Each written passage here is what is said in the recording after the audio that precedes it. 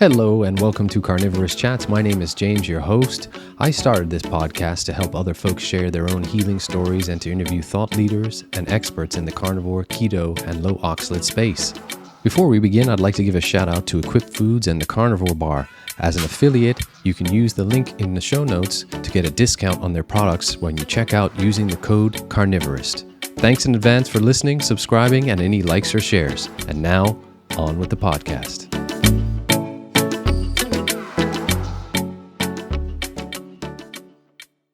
Hello, everyone, and welcome to Carnivorist Chats. It's James, your host. I am very excited to welcome this guest to the show today. What he does and how he does it has been so profoundly impactful on my journey, specifically coming from a plant-based vegan background to now reintroducing meat into my diet and regaining my health, that I am super honored and really privileged to welcome Will Harris, the owner of White Oak Pastures, to Carnivorist Chats. Will, thank you so much for taking the time out to join me today. Thank you so much for having me on your show, James. I appreciate it. Sir, if you can just allow me a minute to, and we're going to get into your wonderful book, which is called A Bold Return to Giving a Damn, One Farm, Six Generations, and the Future of Food. And I read it cover to cover, and I could barely put it down because I'm so interested in the agricultural space now, knowing what I know and feeling a little bit misled on that plant-based push that came about 5 to 10 years ago, which I fell victim to. I'd just like to read this introduction to give the listeners a better understanding of what it is that you do. Raised as a fourth-generation farmer, Will Harris inherited White Oak Pastures as a full-time commodity cowboy who played hard and fast with every tool the system offered: chemicals, antibiotics, steroids, and more. His ancestors had built a highly profitable, conventionally run machine, but over time he found himself disgusted with the excess, cruelty, and small-town devastation this system entailed. So he bet the farm on forging a different way of doing things, one that works with nature, not against it, and bridges the quickly widening delta between consumers and their food. Armed with tenacity, conviction, and an outsized tolerance for risk, Will called his approach radical traditional, and it made him an icon of the real food movement. So, sir, with that being said, I wonder if you could give the listeners a bit of that background in terms of the familial history with White Oak Pastures and how it all got started. So please, the floor is yours, Mr. Harris. I'd be delighted. Thank you very much. So my great-grandfather came to this farm in 1866, right after the American Civil War, and started the farm. He farmed it all his life and was followed by his son, my grandfather, followed by his son, my father, followed by me, and I am being followed by two adult daughters and their spouses, and between them they have 5 children who are my grandchildren. So it's was it 5, 6 generations on the farm. The thing that I enjoy telling most is how my great-grandfather and grandfather farmed the land with an immense amount of focus on the land, the animals, and the community. That was what it was about for them. That was the measure of success and wealth. My dad took over the farm post World War II. He was born in 1920, so he would have been 25 years old. And he changed the farm remarkably from what it was to what was then modern, linear, monocultural cattle farm.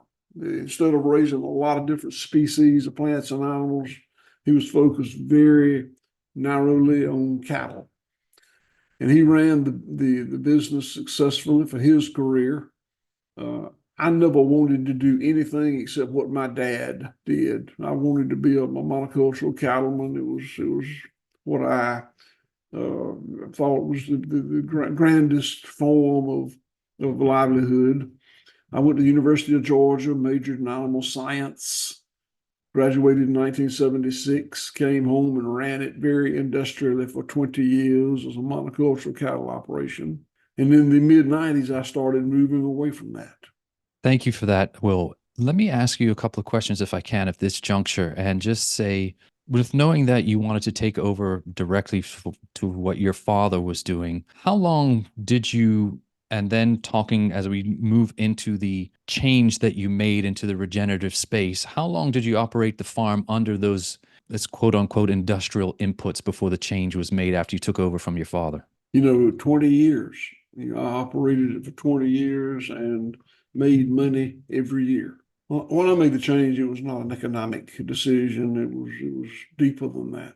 Having read your book and listened to you a few times now, Will, on podcasts, it was really a bold thing to do, which is the name of the book, A Bold Return to Giving a Damn. And we're so thankful that you did it. I know you've been asked a few times about the impetus for the change, but specifically for my listeners, many of whom follow me because of that switch that I made in my eating habits and really trying to understand what is the beneficial nature of regenerative agriculture.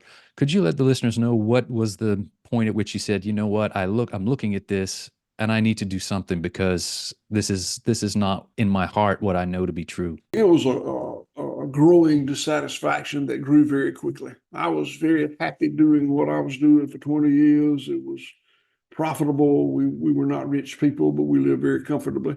But when I started feeling dissatisfaction, it happened very quickly. And I made up my mind to move away from what I was doing.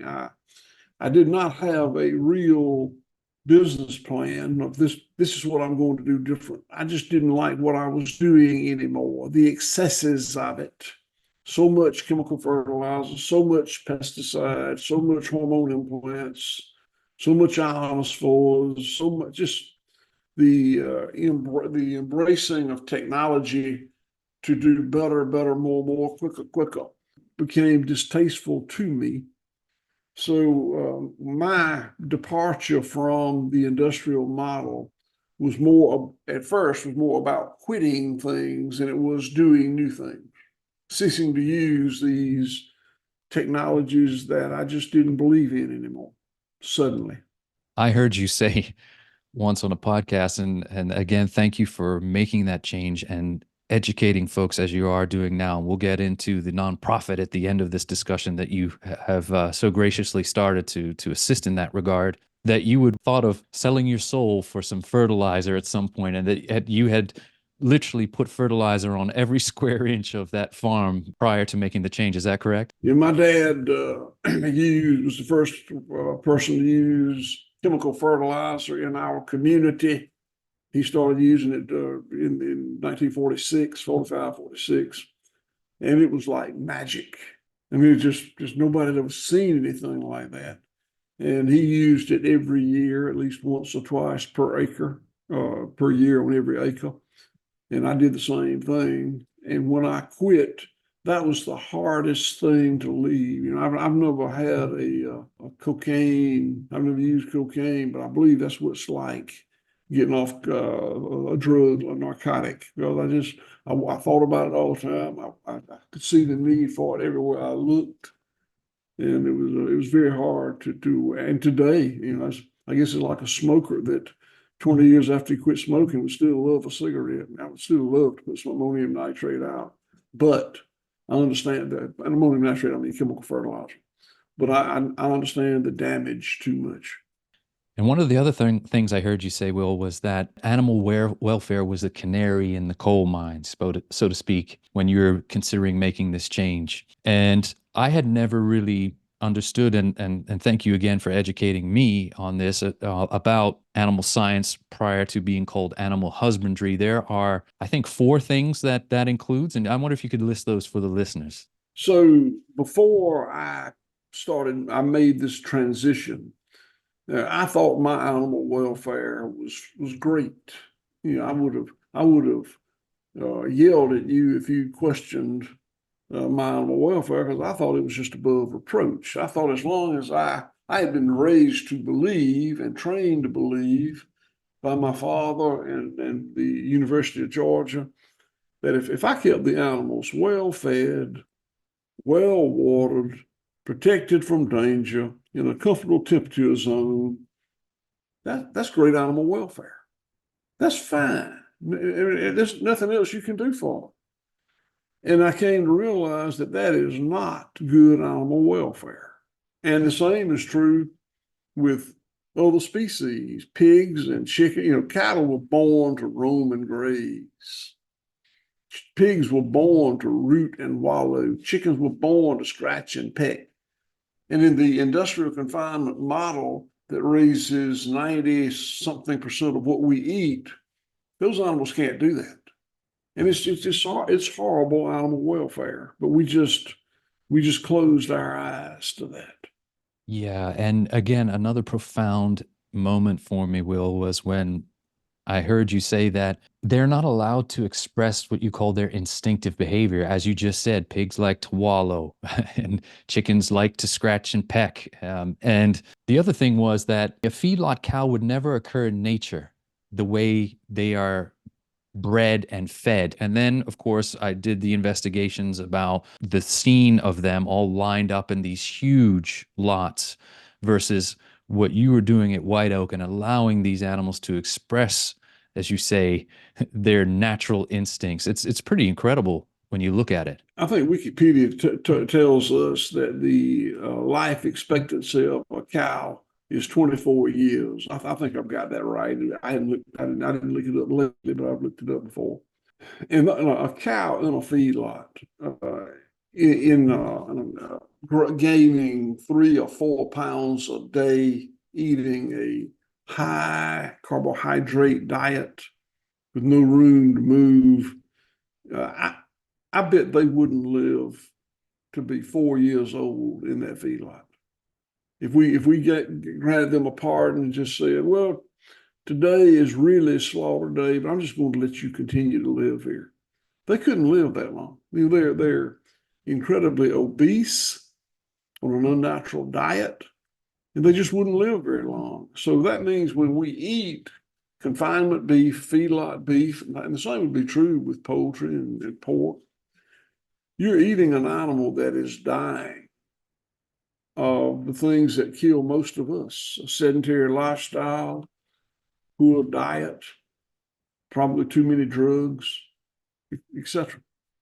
I've had a few authors and been graced with their presence on the podcast so far, Will. And Lierre Keith may or not be known to you. She wrote an incredible book called The Vegetarian Myth. Also, a lady by the name of Jane Buxton, who wrote The Great Plant-Based Con, which is a more recent read. And all of them are rallying against the CAFO, large industrial production of animal agriculture, and supporting wholeheartedly the regenerative space, which is what you folks are doing at White Oak Pastures. And again, you've just heard me say at the beginning in introduction that I came from a plant-based vegan background. My care for the animals has not left me. However, I understand better through the work of folks like yourself the impact that regenerative agriculture has, the importance also that grass-fed meat and well-raised poultry has on our diet and us, how we evolved as humans. And as they so succinctly put it, it's not the cow, it's the how. And that comes back to everything in terms of how they're grazed, the methane that they supposedly release. This is where we're really going to get into talking about, Will, on the impact on the soil and how profound it was and what you notice from the industrial inputs over to the regenerative space. Just before we get there, though, I wanted to ask you a question about when you first made that transition over. I know there was a few years where the excesses left, and for a while, because you're making that transition into regenerative agriculture, it got a little bare before it got better. Can you talk to us about that process, how long it took before you started to see things coming back, let's say? Absolutely, and it's a question I can't give you a definitive answer time wise, but I can address the question. And I really underestimated the economic impact of making the change that I made. I don't know exactly what I was expecting, but I did not expect it to be as financially painful as it was. We ceasing to use all those tools that increased production in terms of volume and time. When I gave them up and lost that volume and that time, it was very expensive. And we went from making money every single year to having some years that we operated at a loss. I was very fortunate. I had equity in the farm, so we did afford to do that, but it was not much fun. At any length, the land, the cycles of nature did restart, and that's what it was about: is restarting those cycles of nature that I had broken, my dad and I had broken by using, again, chemical fertilizers, pesticides, subtherapeutic antibiotics, ionophores, all those tools that jacked up production, but caused a disruption in those cycles of nature. I think we ought to take 1 second and just mention the cycles of nature. And then there are many of them, and I'm not, I could not list them all for you. I don't know that anybody can, but the ones that we work with every day are the carbon cycle, the mineral cycle, the energy cycle, the water cycle, the grazing cycle. And then there are others that are in nature uh, unimpeded, producing an abundance. All that coal and natural gas and oil way down deep in the ground is a result of the abundance of nature when these cycles were operating optimally in the era of the dinosaur. For the last 60 or 80 years, we've been living on that abundance. We've been harvesting it. We've been harvesting what nature produces, but over and above that, we've been using what was left from long ago. So we've been cheating on ourselves. I've heard you often say as well, Will, that nature abhors a vacuum, but it abhors a monoculture even more. And it exactly goes to what we're talking about right now. From watching you on Joe Rogan as well, when you brought that recent soil sample in, yourself and Jenny brought the soil sample to show, and there's videos on White Oak Pastures website and the difference between your farm and your neighbor's farm in terms of runoff and how what you're doing holds the water and holds the topsoil. Talk to the folks about the difference in the topsoil, these microbes, and what these animals are doing, and how you've built back this topsoil and how much has come back since you started this. I'm very proud of the manifestation of our changes in our soil. When I started changing the way I farmed this land 25 years ago, our soil was down to 0.5% organic matter. I know that because my neighbors are still at 0.5%. My neighbors who have not changed the way they farm. Our soil on White Oak Pastures is over 5% organic matter, 10x more.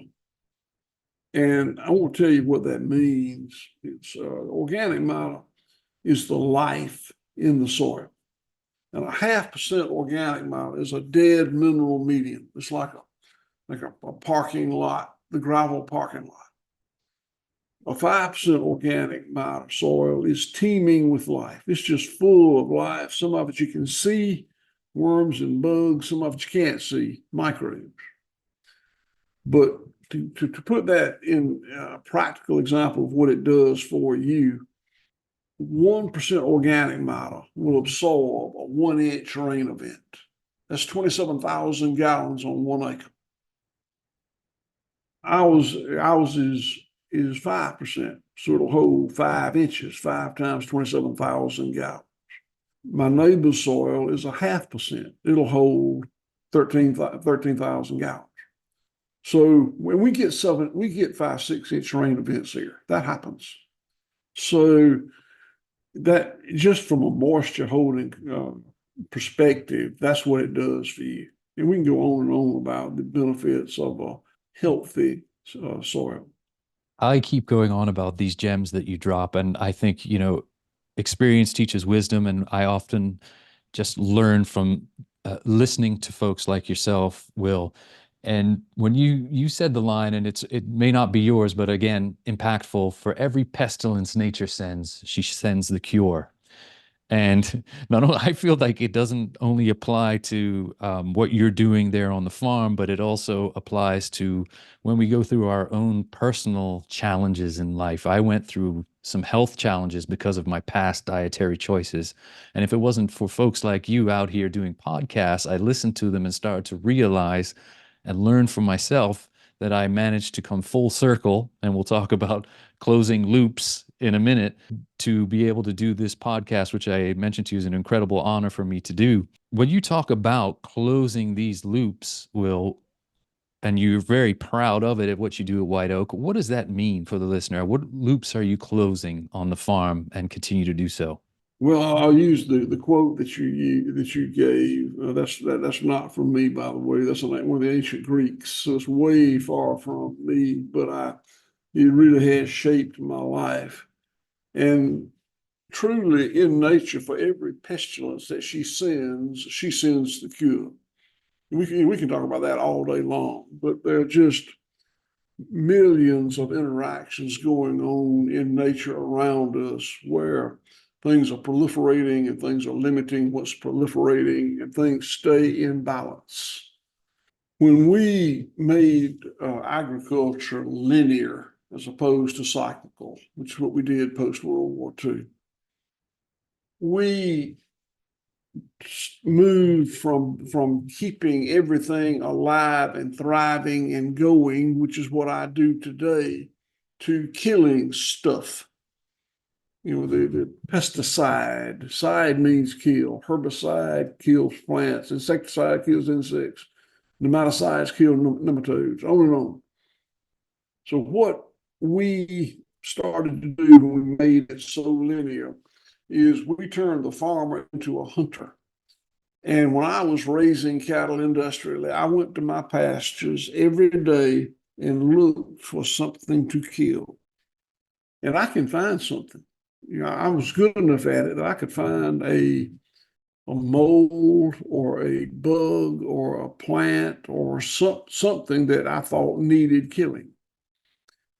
And big multinational pesticide companies market chemistry to do that.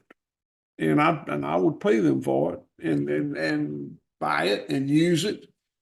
And I felt like I made money using it because it cost me X per acre and took out a pest that was costing more than that.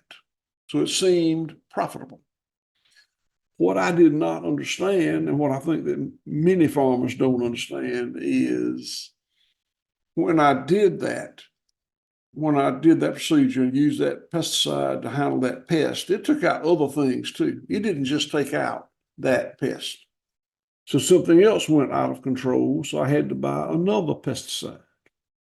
And the same thing would happen. It would control the pest I was targeting, but other pests would, or other creatures would be find it lethal, and then I'd lose the benefit that they provided. And that's what we've done. And it's just over and over and over. And it's multi-billions of dollars. And I don't think that in the beginning, pesticide companies planned it that way, but it certainly worked out well for them financially.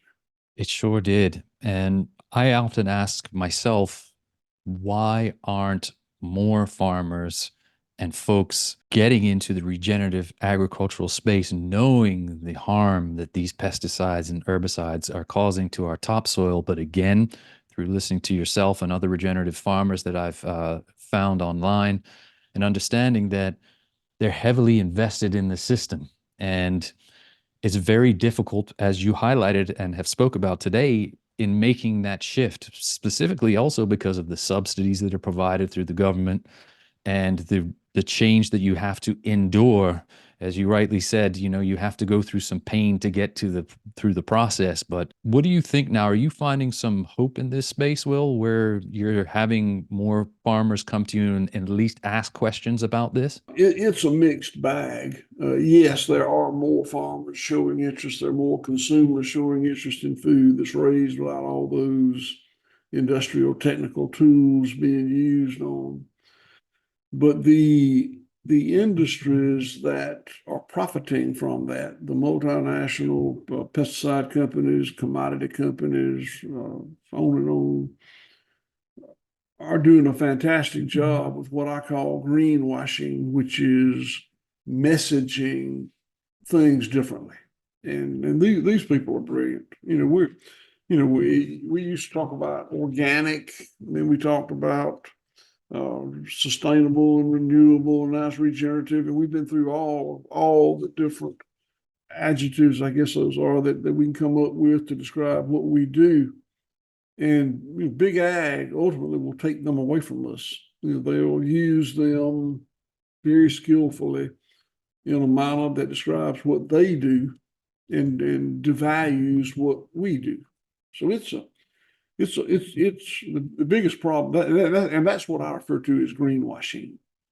And that is the worst problem we have. Fact is, to convert a farm from being very industrial to being very, we'll just say green, is difficult even without adversity.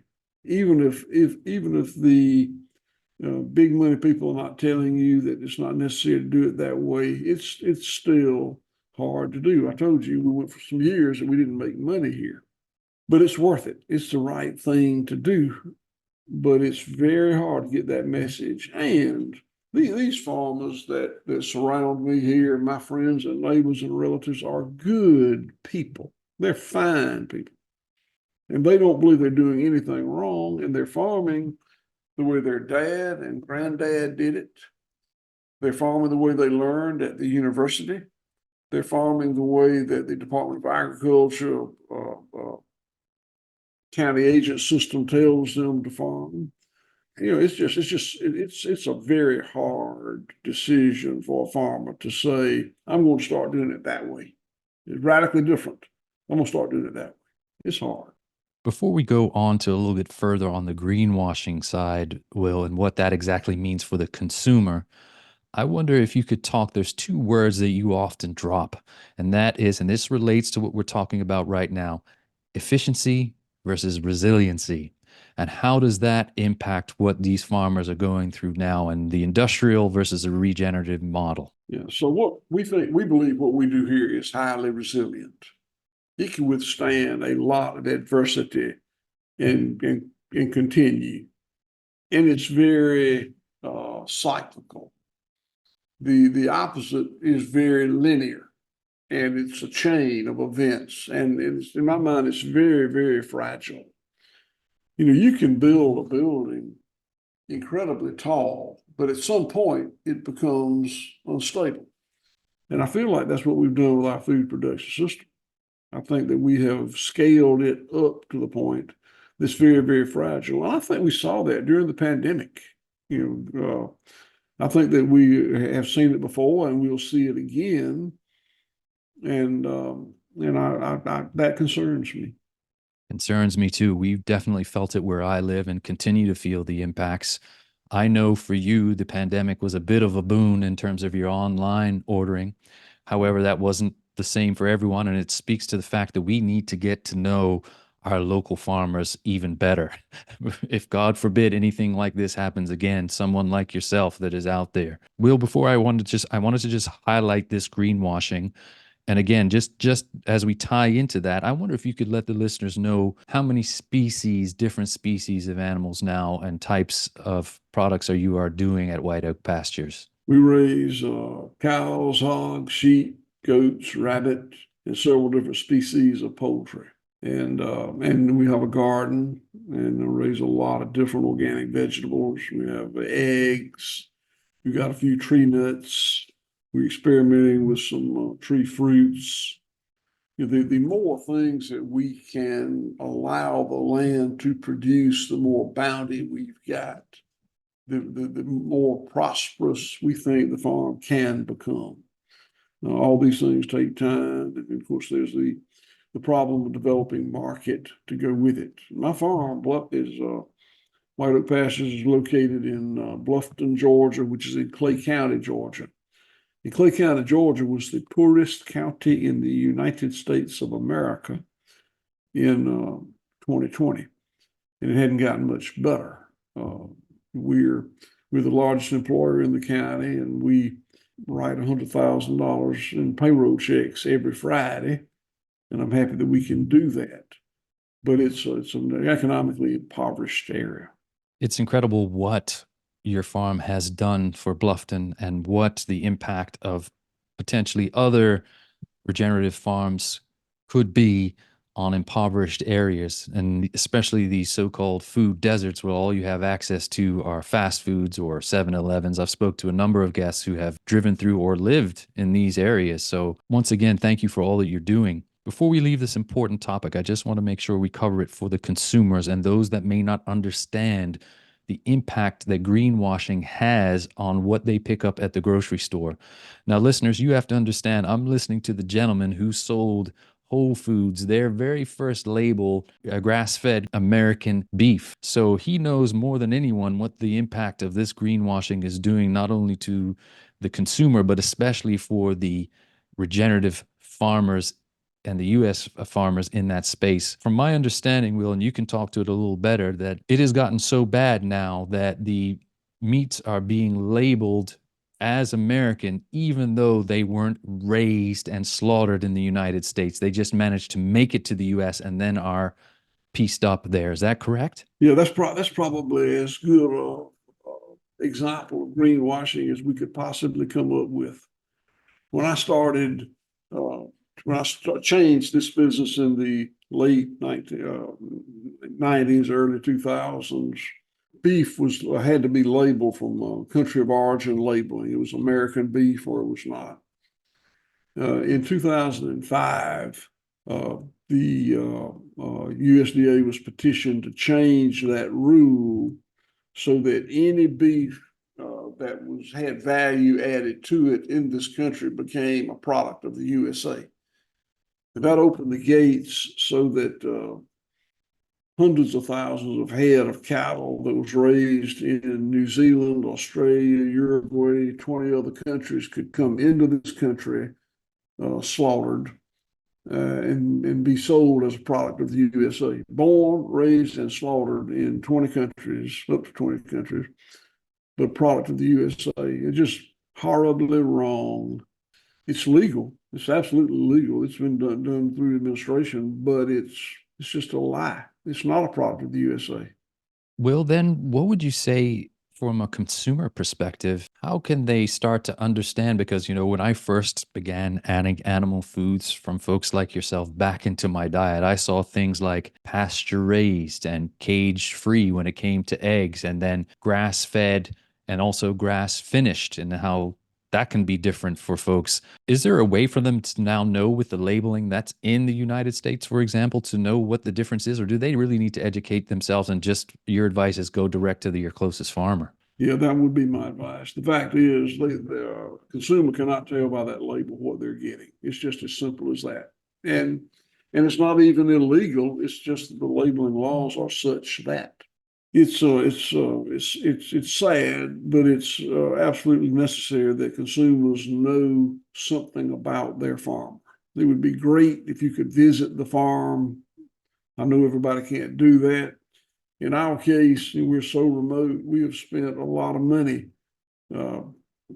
putting in lodging and a restaurant and a store for people to come here and visit, have a place to stay. We also put a lot of effort into our social media so that people can get to know us without coming. Of course, I think that has value. You can lie on social media, but it's hard to lie on social media if you also have dozens and dozens of people on the farm every day. I mean, you got to pick one or the other. So you can go on our social media, see what we have, what we claim we do. Then you can come and look at it. If you're not in a position to do that, you can know that somebody's on this farm looking at it right now, right this very minute. Well, before we go on to our next foray into the reasons for writing your book, The Bold Return to Giving a Damn, I just want to touch, because a lot of my listeners just happen to be ex-vegans that have found me online, listen to the show. I interview a lot of ex-vegans who have added animal foods and regained their health. Just so you know, I was never one of the militant ones. I think you can tell that today. That's not my way. I did it for a lot of the good reasons that a lot of these folks did that when a lot of the information was out there. They believed what they heard, which can happen. They also wanted to do it for their health. They wanted to do it for the environment. Understanding what I do now, and you respect vegans as I do with their choices, but it's the militant side that really I never understood, especially now since they're attacking me as well online for telling my story. I know you get very upset when they come at you that it's better for the environment and the environmental impacts. We've already talked about the the soil health. I wonder if you could just touch on this carbon thing and how much you are sequestering per however many it is and on your farm versus the plant-based meats. I thought that was so interesting. There's that study that has been done. It's up on your website as well. Yeah, there is. In fact, it's like I call it an LCA, a life cycle assessment.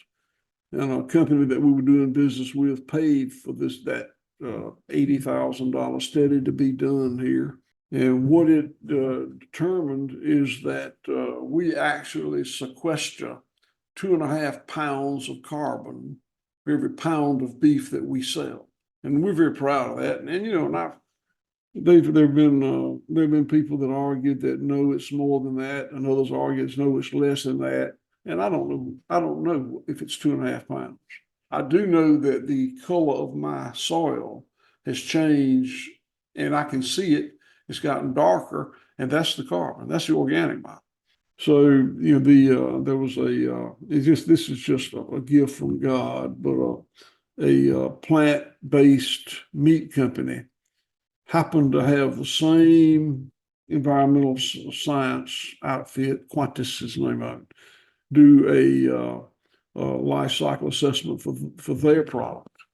And their product had a carbon footprint of positive 2.5 pounds of carbon per pound of meat substitute product.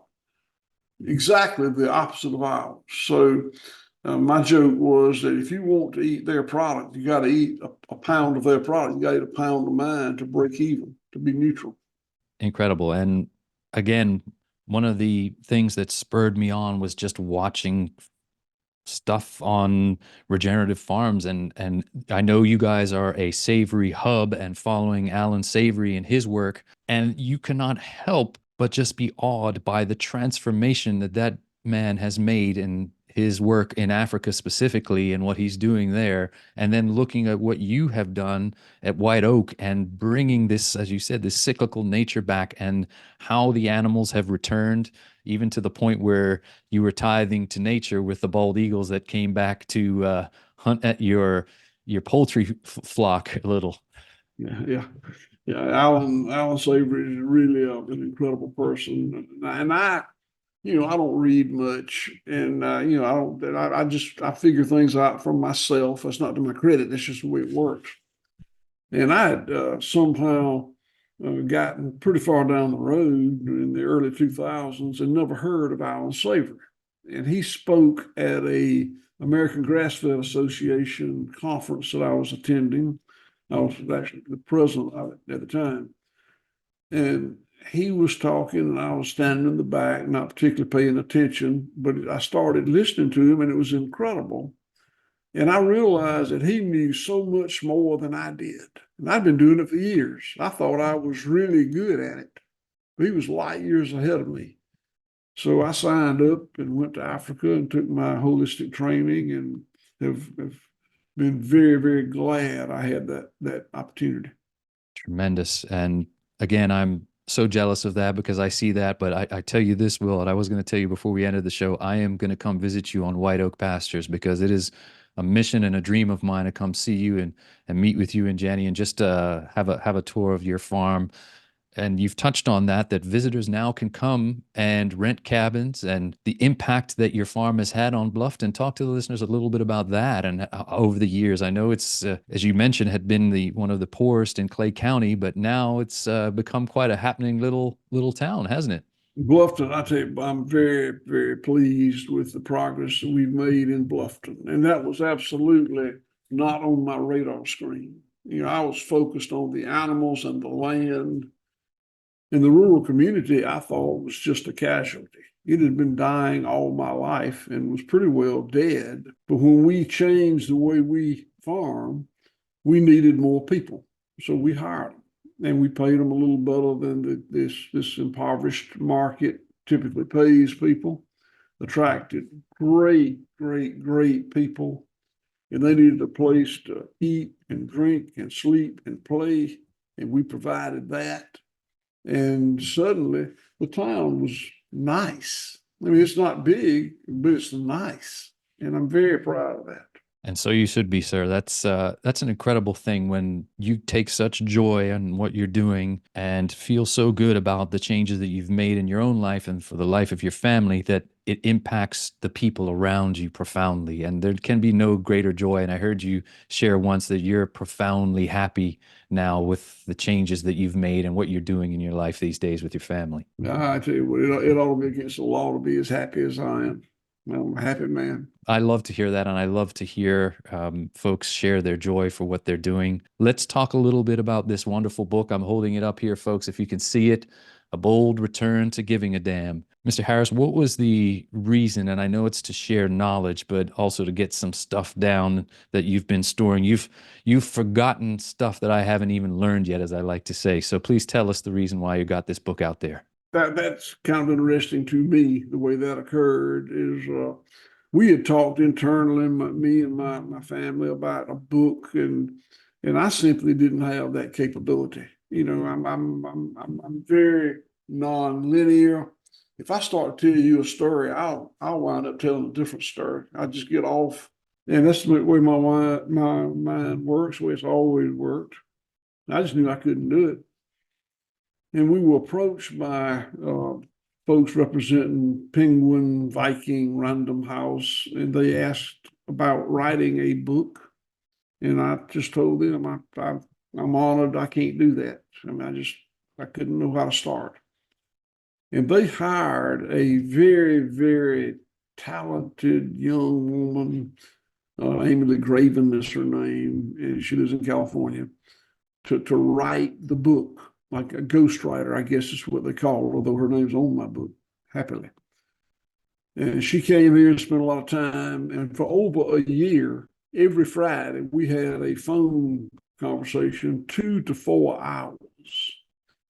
And I like Emily a lot, but it was painful. I mean, she is a brilliant person, and I think she's got some kind of computer program that keeps up with stuff so well. And she would, after we got past the social amenities IU, it was straight to work. And she had questions she would ask, and she would challenge me when I tell her something. She said, "Wait a minute, you told me on June 18th something and it sounded different." I said, "No, no, no, no, no. That what I told you then, I would straighten it out." And she really kept me on task and made me perform. And I'm very pleased with the work product that I give her credit for. My experience, but her work product. I let folks know what I'm reading currently in terms of my book. So I made a post when I first purchased it, and then I made a subsequent post on my social media handles about what I thought about the book. And I think I said it was a straight shooting, no holds barred approach to the benefits that regenerative agriculture can have. And I encouraged everyone to go get it, and I'm encouraging them again. Just a fantastic read. And then if you folks want to, they can get the audio version, where I believe you also read the audio version, didn't you? I did. As painful as that was, I did. I'm going to enjoy getting that one too, because after our conversation today, I want to go back and re-listen to it and absorb even more of the gems that are in there. So thank you again for writing it and getting it out there. Will, as we wind down a little bit, I wanted to talk about the future, your thoughts on the future, and the nonprofit that you started and the reason for starting that, and what you're trying to do to all puns intended, spread the seeds and knowledge of what you're doing now at White Oak. We did. We formed a nonprofit, a 501c3 called CFAR. That's the acronym. It's Center for Agricultural Resilience. And it is my attempt to help people learn how we got here from the industrial model.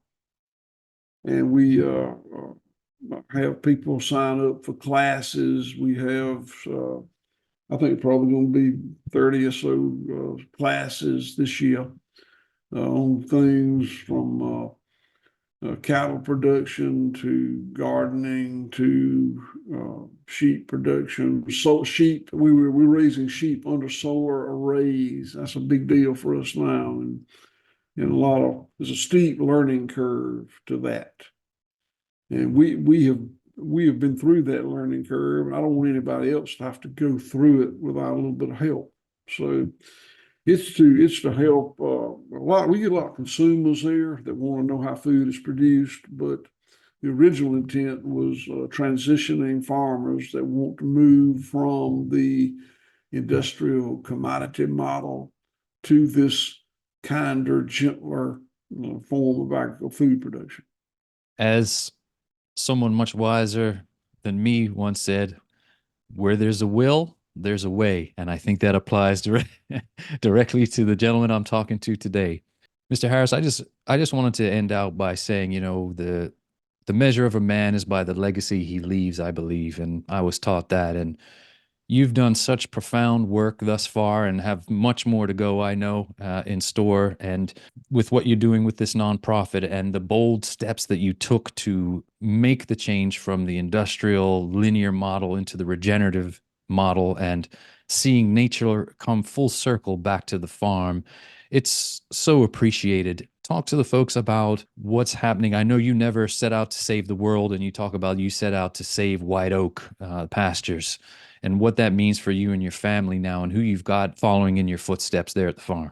So, we sell 25 or maybe a little more $1 million worth of product a year, and that's fine. But I never intended to operate that on that scale.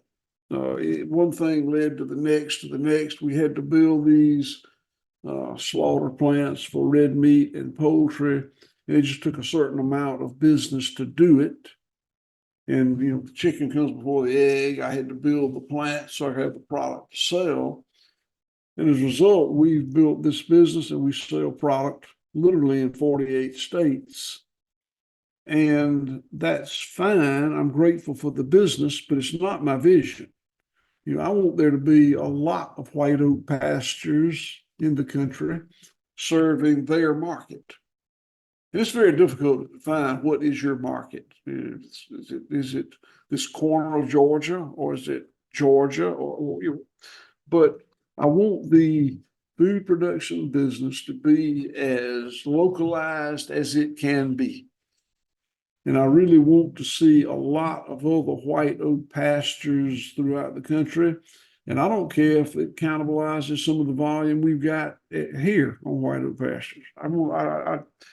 I tell people I know it's not as simple as this, but I'd like to see a White Oak Pastures, not by that name. We're not trying to franchise anything here. We're just trying to promote an idea. But I wish there was a White Oak Pastures look-alike in every agricultural county in the nation. And it may be a long time before that happens, but I would like to see there be more and more and more of us. And there are others. There's some great people across the country doing it, but it's just not enough.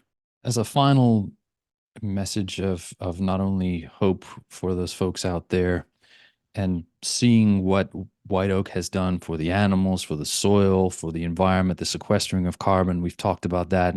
Moreover, for your family, for the local town of Bluffton, what are you seeing and hearing from other farmers, Will, that have gone and ventured out into this same route that you're doing? Are they having similar successes in what they're doing? I can imagine so. I mean, I know we talked about it takes some time, but are you hearing positive feedback from other farmers now? Everyone I know has got nothing but great things to say about the journey, other than the finance part of it. The economics is difficult, but those of us who have been able to afford to make it, I think they're as happy as I am.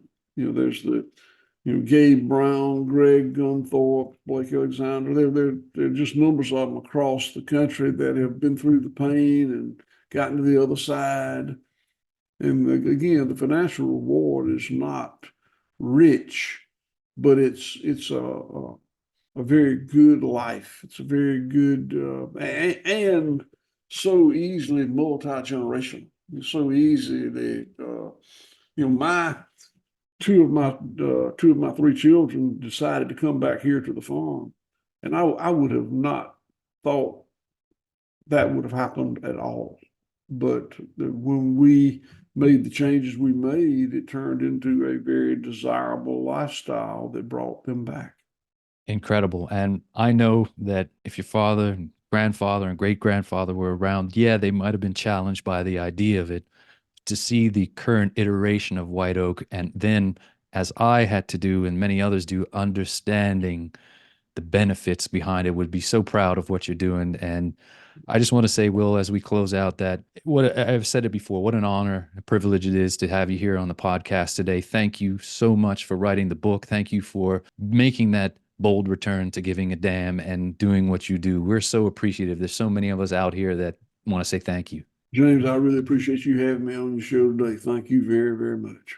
Thank you, sir. Best to you and your family over this upcoming holiday season. And I hope to catch up with you in person at White Oak very soon. I'm holding you to that. Yeah, that's a commitment. And that's a wrap on this episode of Carnivorist Chats. If you've made it this far, I want to say thank you for listening, and also thank you in advance for liking, subscribing, or sharing this episode. Thanks again to Equip Foods, Carnivore Snacks, and the Carnivore Bar. Don't forget to check the link in the show notes to get a discount on their products. Until the next time, be well.